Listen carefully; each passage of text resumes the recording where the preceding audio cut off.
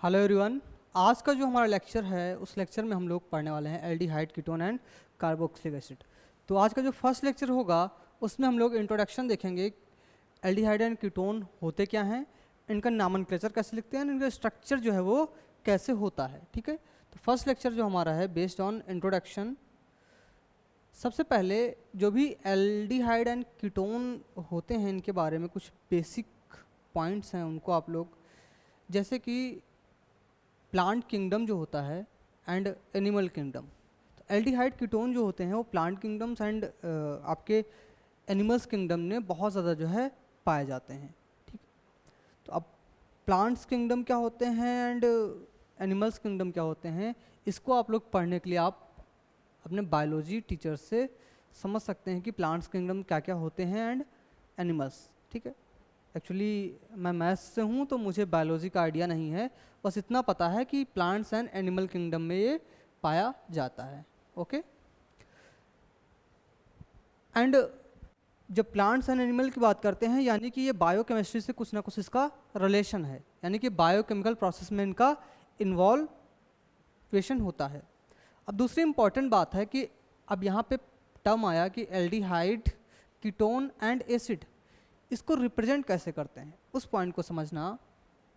अगर आपको एल्डिहाइड कहा जाएगा, देखो तीनों में एक चीज़ तो कॉमन होगा कि आपके पास C double bond O group present होगा, लेकिन इसके साथ में कार्बन की वैलेंसी सेटिस्फाई करवाने के लिए दो ग्रुप और लगे होंगे। अगर एक ग्रुप आपका एल्काइल ग्रुप है और दूसरा ग्रुप आपका हाइड्रोजन है, तो ऐसे स्ट्रक्चर को बोलते हैं एल्डिहाइड।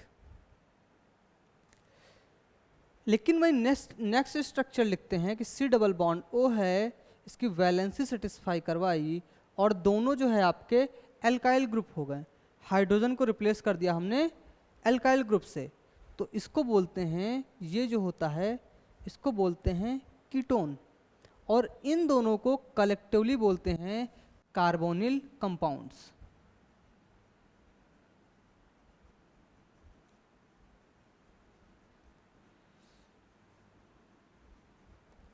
Carbonyl compound. इसी में थर्ड आपका जो टर्म आया है कार्बोक्सिलिक एसिड, इसको भी समझ लेना कि अगर आपके पास C डबल बॉन्ड O तो है, इसके साथ एक एल्काइल ग्रुप भी है, लेकिन H एंड R की जगह पे वहाँ पे क्या आ जाए, OH ग्रुप, तो ऐसे स्ट्रक्चर को बोलते हैं, ये क्या है, एसिड। कैसा acid, carboxylic acid. Carboxylic acid क्या क्यों बोला गया है, इस टर्म को समझना। यहाँ पे जो टर्म आया है कार्बोक्सिलिक, इसको समझना कि यहाँ पे जो ये COOH ग्रुप होता है, इस ग्रुप को बोलते हैं कार्बोक्सिलिक ग्रुप। ठीक है, इसको और डिटेल में अभी हम लोग पढ़ेंगे जब एसिड जो है हम लोग पढ़ेंगे। आज के लेक्चर में हम लोग जो है सिर्फ और सिर्फ फोकस करने वाले हैं एल्डिहाइड एंड कीटोन के नॉमेनक्लेचर पे। ओके, अब इसके बेसिक नॉमेनक्लेचर पे आते हैं कि इसका नॉमेनक्लेचर होता क्या है। सबसे पहले जो नॉमेनक्लेचर हम लोग देखेंगे वो देखेंगे एल्डिहाइड का।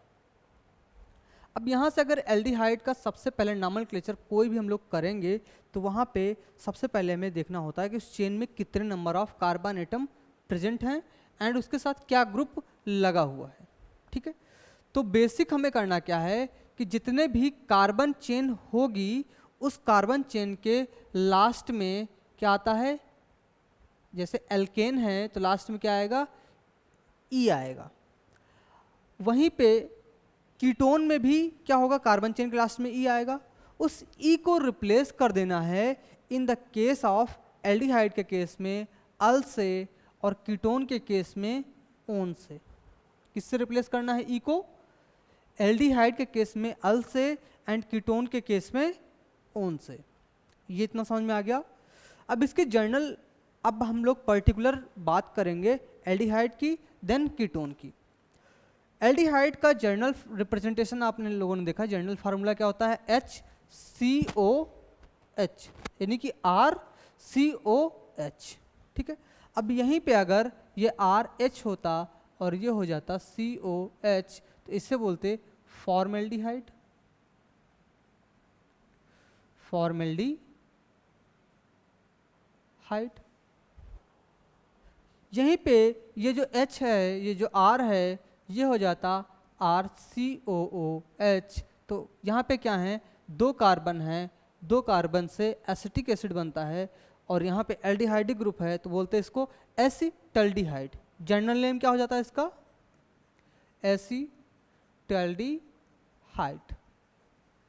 ठीक है, इस तरीके से जैसे जैसे चेन बढ़ती जाएगी वैसे वैसे उसका नेम भी बढ़ता जाएगा। अब ये इसका स्ट्रक्चरल फार्मूला हो गया फॉर्मेल्डिहाइड का। ये इसका कंडेंस फार्मूला हो गया, किसको क्या कैसे लिख सकते हैं, HCHO, HCHO। ठीक है, बोला क्या गया इसको, जनरल कॉमन नेम फॉर्मेल्डिहाइड। अब इसका IUPAC नेम लिखना हो तो कैसे लिखेंगे, नंबर ऑफ कार्बन एटम को काउंट करेंगे। इसमें नंबर ऑफ कार्बन एटम कितने हैं, 1 है, एंड CHO ग्रुप प्रेजेंट है। तो CHO ग्रुप में जो अगर एक कार्बन है इसमें तो बोलेंगे मेथेन। मेथेन का लास्ट का E जो है ये हो जाएगा मेथेन। मेथेन के लास्ट के E को रिप्लेस कर देना है और अल को ऐड कर देना है, तो ये हो जाएगा मेथेनल। क्या हो जाएगा, मेथेनल। तो यही इसका जो है IUPAC नेम हो जाएगा, मेथेनल। ठीक, ये पॉइंट समझ में आ गया। अब इसके अगर जनरल फार्मूले की बात करें कि जो एल्डिहाइड होता है, एल्डिहाइड का जनरल फार्मूला क्या होता है, तो उस जनरल फार्मूले को काउंट करना कि यहाँ से देखना ये जो लिखा हुआ है स्ट्रक्चर, इसमें नंबर ऑफ कार्बन एटम कितने हैं, 1 है। नंबर ऑफ कार्बन एटम 1 है। नंबर ऑफ हाइड्रोजन एटम की अगर बात करें तो काउंट करें कितने हो जाएंगे number of hydrogen atom. Number of hydrogen atom है 2, और इसके साथ साथ में ऑक्सीजन लगा हुआ, तो ऑक्सीजन को हम लोग छोड़ देंगे। ठीक है, कोई दिक्कत नहीं हमें। अब इसको देखो, क्या इसको जर्नल इस फॉर्म में लिख सकते हैं, CnH2n एंड H2n। ठीक है, या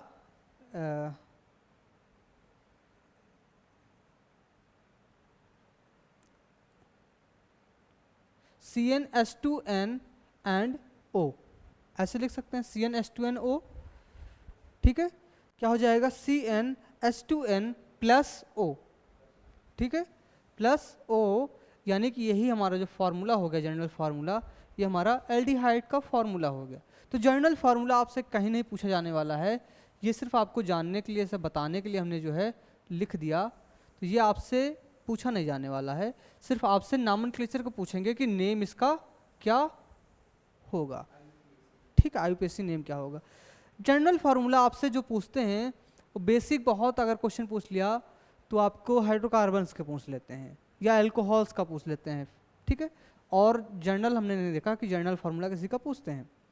अब यहीं पे दूसरा आते हैं कंपाउंड, सेकंड जो है इसमें नंबर ऑफ कार्बन एटम को काउंट करते हैं, तो 1 एंड 2। 2 से क्या होता है हमारा, इथेन। इथेन 2 को हम लोग लिखते हैं इथेन। अब यहाँ पे क्या करना है, इथेन से E को रिप्लेस कर देना है, अल को ऐड कर देना है, तो क्या हो जाएगा, इथेनल। क्या हो जाएगा, इथेनल। तो ये हो गया इथेनल, जहाँ पे CH3CHO प्रेजेंट होगा। CH3CHO को बोलते हैं common name acetaldehyde, and common name हो गया एसिटल्डिहाइड, एंड IUPAC नेम हो गया, IUPAC नेम हो गया इथेनल। थर्ड वन देखना कि नंबर ऑफ कार्बन एटम 1 2 3, इसको क्या बोलते हैं, 3 कार्बन एटम प्रेजेंट होते हैं, प्रोपेन। प्रोपेन से लास्ट में E हटाएंगे, अल को ऐड करेंगे, तो IUPAC नेम क्या हो जाएगा, प्रोपेनल। क्या हो जाएगा, प्रोपेनल। ठीक है, प्रोपेनल। इसको कंडेंस फॉर्म में अगर रिप्रेजेंट करना हो तो हो जाएगा CH3 CH2 CHO, CH3 CHO CH2 CHO। ठीक है, एंड इसका जो कॉमन नेम होता है वो होता है प्रोपियोनल्डिहाइड। 3 कार्बन से प्रोपेन और एल्डिहाइड ग्रुप लगा हुआ है तो बोलेंगे प्रोपियोनल्डिहाइड। लास्ट वन है 1 2 3 4, 4 कार्बन को बोलते हैं ब्यूटेन। 4 कार्बन को ब्यूटेन, ब्यूटेन से लास्ट में ई हटाएंगे, अल को ऐड करेंगे तो हो जाएगा ब्यूटेनल। पर जो इसका कॉमन नेम होता है वो डिफरेंट थोड़ा सा, उसको बोलते हैं ब्यूटरल्डिहाइड।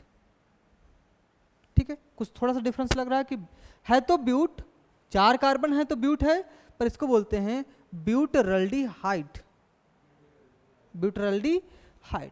इसी तरीके से 5 कार्बन हो गए तो उसको पेंटेनल, 6 कार्बन होंगे तो हेक्सेनल। ठीक है, जैसे जैसे चेन बढ़ती जाएगी वैसे वैसे उसमें हम लोग ऐड करते जाएंगे। अब यहीं पे अगर एरोमेटिक कंपाउंड होता, सपोज बेंजीन रिंग है एंड बेंजीन रिंग पे लगा हुआ है CHO ग्रुप, इसको इसका कॉमन नेम क्या होगा? बेंजीन रिंग पे CHO ग्रुप, ये भी क्या है आपका एल्डिहाइड है, क्योंकि यहाँ पे क्या है CHO ग्रुप ऐड है। CHO ग्रुप क्या होता है हमारा? एल्डिहाइड होता है। तो इसको क्या बोलेंगे? बेंजीन रिंग है और उसके साथ में एल्डिहाइड ग्रुप ऐड है तो इसको बोलेंगे बेंजल्डिहाइड। क्या बोलेंगे? बेंजल्डिहाइड। तो ये हो जाएगा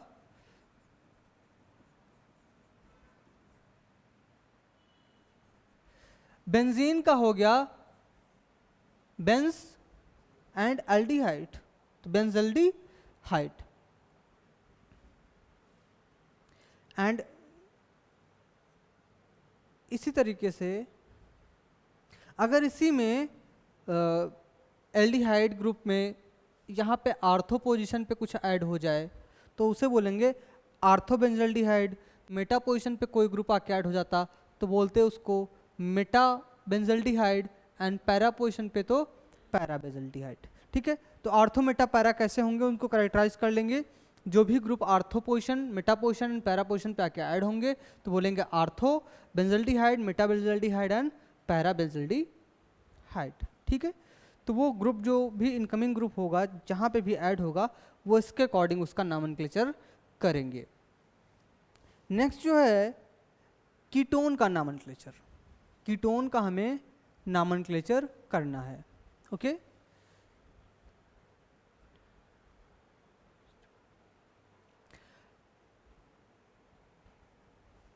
CN।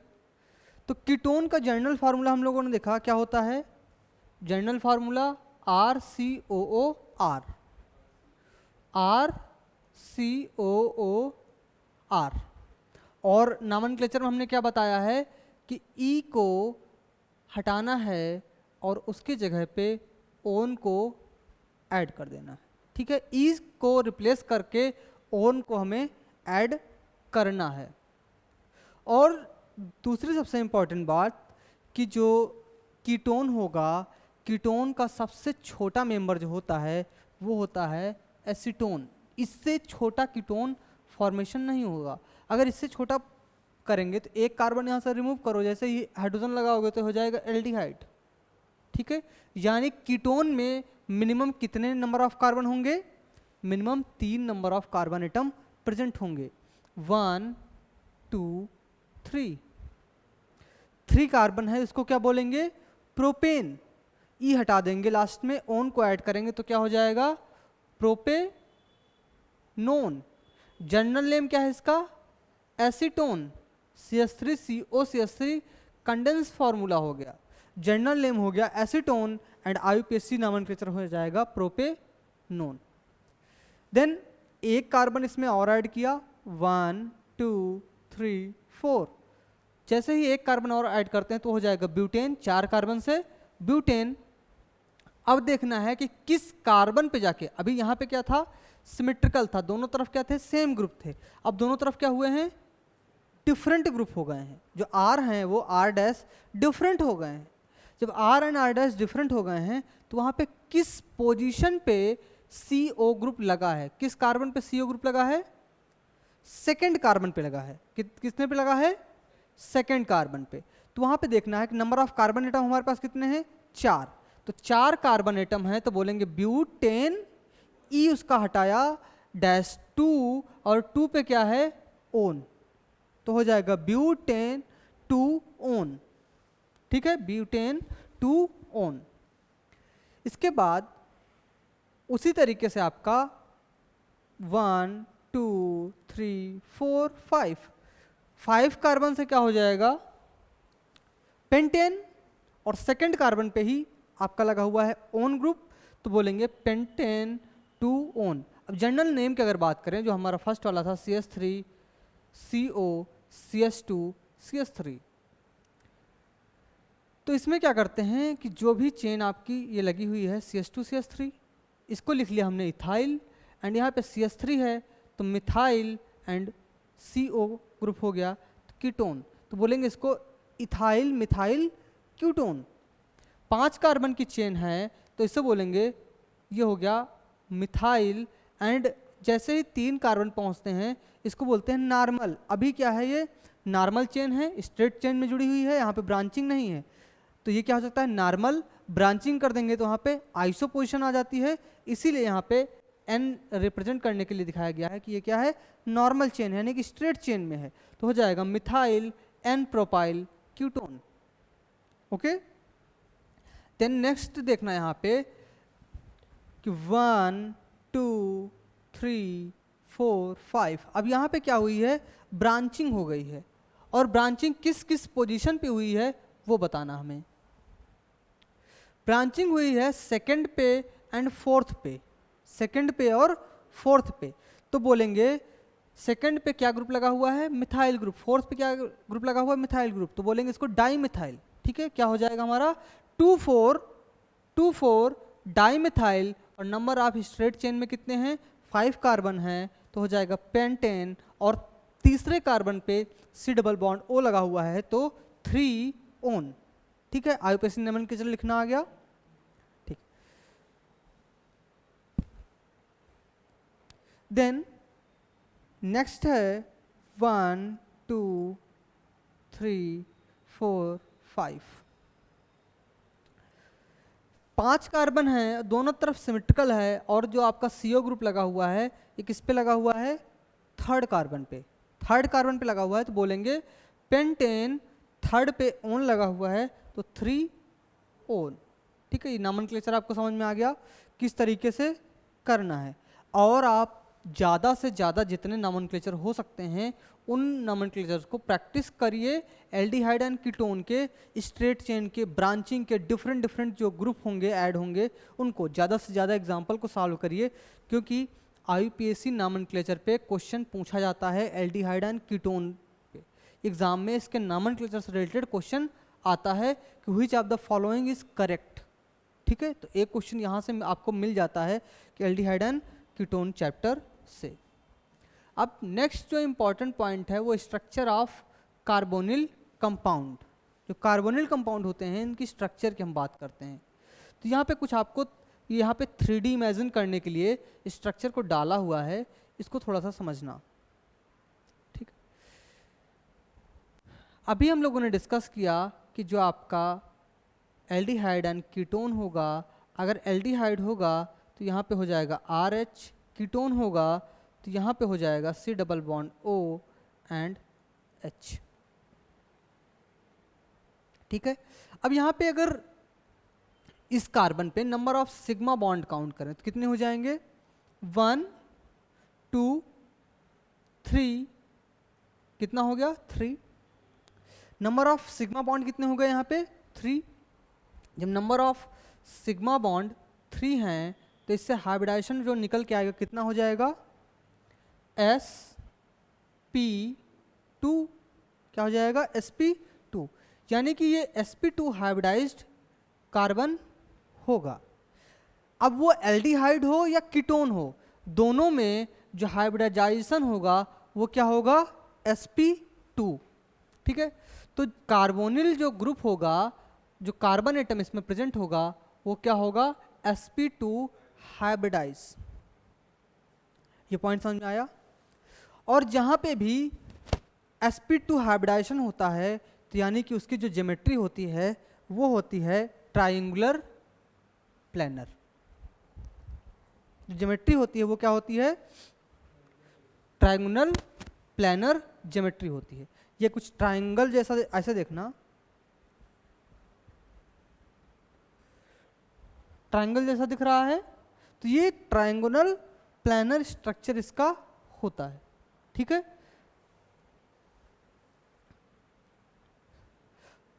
अब इसमें आपसे पूछे कि नंबर ऑफ सिग्मा बॉन्ड कितने प्रेजेंट होते हैं कार्बोनिल कंपाउंड्स में, तो नंबर ऑफ सिग्मा बॉन्ड कितने होते हैं? 3। नंबर ऑफ पाई बॉन्ड तो 1, तो पाई बॉन्ड कितना हो गया? 1। ठीक है, तो जो आपका नेक्स्ट पॉइंट है कि नंबर ऑफ 3 सिग्मा बॉन्ड होते हैं एंड 1 पाई बॉन्ड प्रेजेंट होता है। तो जो तीनों सिग्मा बॉन्ड होते हैं वो सेम प्लेन में प्रेजेंट होते हैं, और जो पाई बॉन्ड होता है, ठीक है, तो यानी कि चारों के चारों एक ही प्लेन में होंगे, तभी तो स्ट्रक्चर जो है ट्राइगोनल प्लेनर होगा। ठीक है, तो बाकी जो कार्बन का लोब होगा वो अप एंड डाउन होगा। इस स्ट्रक्चर को थोड़ा सा ऐसे समझना, थोड़ा सा पेन से बता देते हैं। इस तरीके से समझना कि ये डबल बॉन्ड से यहाँ पे ऑक्सीजन जुड़ा होगा, डबल बॉन्ड से यहाँ पे ऑक्सीजन जुड़ा होगा। ये मेरा जो हाथ है ये क्या है? कार्बन है। ये चेन जो है वो अल्काइल चेन है, एंड ये सेकंड चेन है, ये एल्काइल चेन है। तो ये कुछ स्ट्रक्चर ऐसे ट्राइगोनल प्लेनर जैसा दिख रहा है। ठीक है, समझ में आ गया किस तरीके से यहाँ पे ट्राइगोनल प्लेनर की बात की जा रही है। दूसरी बात कि जब भी सिग्मा बॉन्ड का फॉर्मेशन होता है तो कैसे होता है? Lateral overlapping, sorry head on collision से। ठीक है, हेड ऑन कोलिजन जहाँ पे होता है, यानी कि s ऑर्बिटल या p ऑर्बिटल का हेड ऑन कोलिजन होगा, तो वहाँ पे सिग्मा बॉन्ड का फॉर्मेशन होता है। वहीं पे लेटरल यानी कि साइड वाइज जो ओवरलैपिंग होती है उससे क्या होता है? पाई बॉन्ड का फॉर्मेशन होता है। यानी कि यहाँ पे क्या हुआ होगा? ऑक्सीजन एंड कार्बन के बीच में जो एक पाई बॉन्ड का फॉर्मेशन हुआ है, वहाँ पे क्या हुई है? साइड वाइज ओवरलैपिंग हुई होगी। ठीक है, या फिर उसी को क्या बोलते हैं? लेटरल ओवरलैपिंग होती है। अब बात करते हैं बॉन्ड एंगल की। तो ऐसे समझना कि ये ट्रायंगल है, इसका स्ट्रक्चर हम लोग ज्योमेट्री समझ चुके हैं। ज्योमेट्री क्या होती है? ट्रायंगुलर होती है। तो ट्रायंगल के जो एंगल होता है वो कितना होता है? ट्रायंगल का जो एंगल होता है कितना होता है? हाँ, यानी कि पूरे जो इनर का अगर ऐड करते हैं तो ये कितना होता है? 180 डिग्री। अगर यहीं से इसके मिडिल में एक एटम को डाल दिया जाए और आपसे बोला जाए कि इसका एंगल बताइए, इसका एंगल कितना हो जाएगा?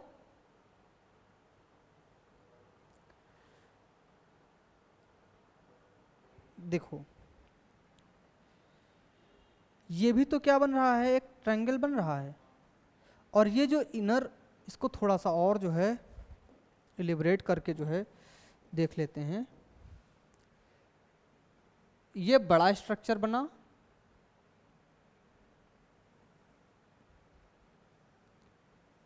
ठीक है। यहाँ पे क्या प्रेजेंट है?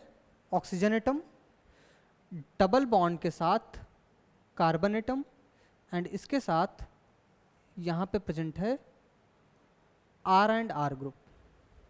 ठीक है, क्या प्रेजेंट है? R and R group. तो यही आपका कार्बोनिल का स्ट्रक्चर हो गया। अब ये आर आर जो हैं वो सेम भी हो सकते हैं, आर आर ग्रुप ऐसे कर लेते हैं, R and R dash same भी हो सकते हैं, R and R dash different भी हो सकते हैं। और यहाँ पे आर जो है आपका एच भी हो सकता है, एंड आर डैश भी आपका एच हो सकता है, आर आपका CH3 हो सकता है, एंड आर भी CH3 हो सकता है। इस तरीके से डिफरेंट डिफरेंट ग्रुप हो सकते हैं। ठीक है, वो साइड में लिख दिया सब। जो ट्रायंगल होता है, ट्रायंगल इधर समझ लेना कि ट्रायंगल के इनर एंगल्स कितने होते हैं? टोटल होता है 180। 180 यानी कि टोटल जो इनर का एंगल होगा 60 60 60 हो गया। अगर इस 60 को हाफ कर दें कितना हो जाएगा? 13 हो जाएगा। इसको भी हाफ कर दें, कितना हो जाएगा, 13 हो जाएगा। और ये देखना, ये क्या एक ट्रायंगल बन रहा है, ये क्या बन रहा है, एक ट्रायंगल बन रहा है, ये इतना पोर्शन एक ट्रायंगल बन रहा है। ठीक है, इसी को यहाँ पे समझना कि ये जो पोर्शन बन रहा है कार्बन एंड एल्काइल ग्रुप का, ये एक ट्रायंगल बन रहा है। ये टोटल एंगल जो था, ये टोटल एंगल कितना था, 60 डिग्री।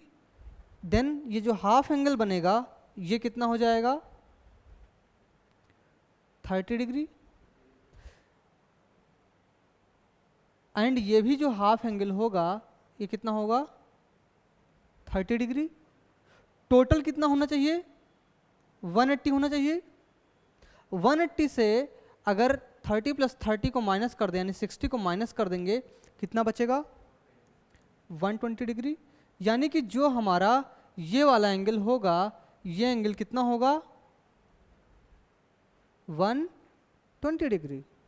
यही तो होता है मैथमेटिक्स में, यही तो बताते हैं, जो ज्योमेट्री जहाँ पे पढ़ते हैं तो एंगल का फॉर्मेशन ऐसे ही तो करते हैं। ठीक है, समझ में आया ये। इनर एंगल सारे जो है ट्रायंगल के तो 60-60 हैं, बट उसको 20 से हाफ किया तो 30-30 हो गया। एंड उससे जो एक ट्रायंगल बना तो 30-30 एंड 120। ठीक है, यानी कि इसके बीच का जो एंगल आ रहा है वो कितना आ रहा है, यहाँ से कार्बन कार्बन कार्बन कार्बन या कार्बन हाइड्रोजन कार्बन के बीच का जो एंगल है वो कितना आ रहा है, 120। वही यहाँ पे स्ट्रक्चर में आपको बताया गया है कि ये जो एंगल होता है, ये एंगल कितना होगा, 120 डिग्री होगा। ये क्या है, कार्बन कार्बन के ही बीच का तो एंगल है, ये कितना हो जाएगा, 120 डिग्री। ओके, ये पॉइंट समझ में आया किस तरीके से 120 डिग्री निकल के आया। तो बॉन्ड एंगल जो होता है वो अप्रॉक्सीमेटली 120 डिग्री होता है। ठीक है, तो कार्बोनिल कंपाउंड्स के बारे में हमने आज क्या सीखा, उसका नॉमेनक्लेचर, इंट्रोडक्शन। सबसे पहले कि aldehyde, ketone and carboxylic acid होते क्या हैं, उनका स्ट्रक्चर का रिप्रेजेंटेशन कैसे होता है। देन सेकंड हमने सीखा कि एल्डिहाइड का नॉमेनक्लेचर कैसे लिखते हैं, कीटोन का नॉमेनक्लेचर। एल्डिहाइड के लिए जो भी आपकी पेरेंट कार्बन चेन है वहाँ से ई को अल से रिप्लेस कर देना है, एंड कीटोन के लिए जो पेरेंट्स चेन है वहाँ से ई को हटा के ओन को ऐड कर देना है। ये इतना हमने सीखा नॉमेनक्लेचर में। एंड उसके बाद फिर कार्बन पे हाइब्रिडाइजेशन क्या होगा, इसके बारे में हमने समझा कि कार्बन जो होता है कार्बोनिल कंपाउंड का, वो sp2 हाइब्रिडाइज होता है। sp2 हाइब्रिडाइज होने की वजह से इसका जो ज्योमेट्री होती है वो ट्रायंगुलर प्लानर होती है, और ट्रायंगुलर प्लानर होने की वजह से उसके बीच में जो बॉन्ड एंगल होता है वो 120 डिग्री बॉन्ड एंगल होता है। ये इतना हमने सीखा। और इसमें नंबर ऑफ सिग्मा बॉन्ड आपके 3 होते हैं, नंबर ऑफ पाई बॉन्ड 1 होता है। पाई बॉन्ड को जो फॉर्मेशन होता है वो लेटरल ओवरलैपिंग से फॉर्मेशन होता है। ये इतना हम लोगों ने आज के लेक्चर में सीखा। इसके बाद नेक्स्ट लेक्चर में हम लोग इसके जो प्रिपरेशन होगा कि एल्डिहाइड एंड कीटोन का किस तरीके से हम लोग प्रिपेयर करते हैं, वो प्रिपरेशन हम लोग यहाँ पे पढ़ेंगे कि एल्डिहाइड कीटोन का प्रिपरेशन, एंड देन फिर एसिड का and chemical properties of aldehyde ketone and acid. ठीक है, तो मिलते हैं आपसे नेक्स्ट लेक्चर में। Okay, thank you.